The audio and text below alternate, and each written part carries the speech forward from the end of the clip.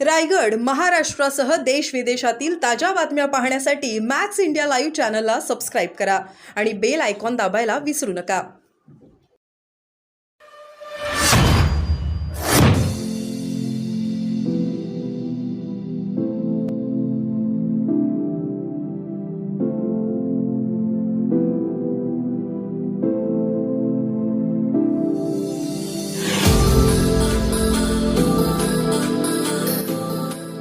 पहिलाच महायुतीचा संकल्प मेळावा या ठिकाणी आयोजित करण्यात आलेला आहे. मी भारतीय जनता पार्टी, शिवसेना, राष्ट्रवादी, RPI आणि आमच्या घटक पक्षातल्या सर्व पदाधिकाऱ्यांचा मनपूर्वक आभार मानतो.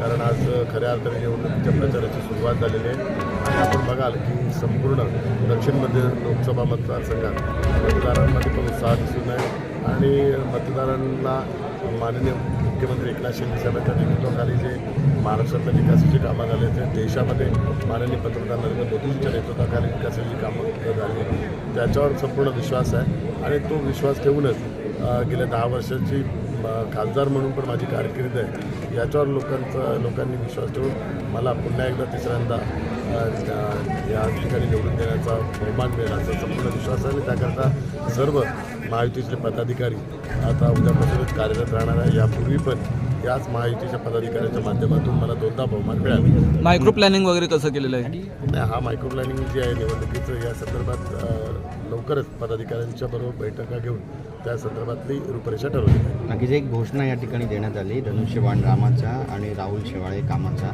मग ही टॅगलाईन नवीन सेट होते आता निश्चित स्वरूपात. कारण आपल्या सर्वांना माहिती आहे की ज्यावेळी धनुष्यबाण चिन्ह हे माननीय सर्वोच्च न्यायालय असेल, माननीय इलेक्शन कमिशन असेल यांनी ज्यावेळी माननीय एकनाथ शिंदे साहेबांच्या नेतृत्वाखाली देण्याचा जो ऐतिहासिक निर्णय दिला त्याचवेळी आम्ही हीच, कारण भव्य श्रीराम मंदिराचं पण निर्माण झालं होतं आणि प्रभू श्रीरामचंद्राचंच ते धनुष्यबाण आहे. कारण हे धनुष्यबाण हे पेलवणं ही याची जबाबदारी माननीय मुख्यमंत्री एकनाथ शिंदे साहेबांना दिलेली आणि त्यांच्यात तेवढी ताकद आहे आणि आम्ही सर्वजण त्यांच्यासोबत असल्या कारणामुळे एक देवाच्या कृपेने ते धनुष्यबाण आमच्या हाती आलेलं आहे आणि हे विकासाचं धनुष्यबाण आहे आणि याच्या माध्यमातून विकास होतो.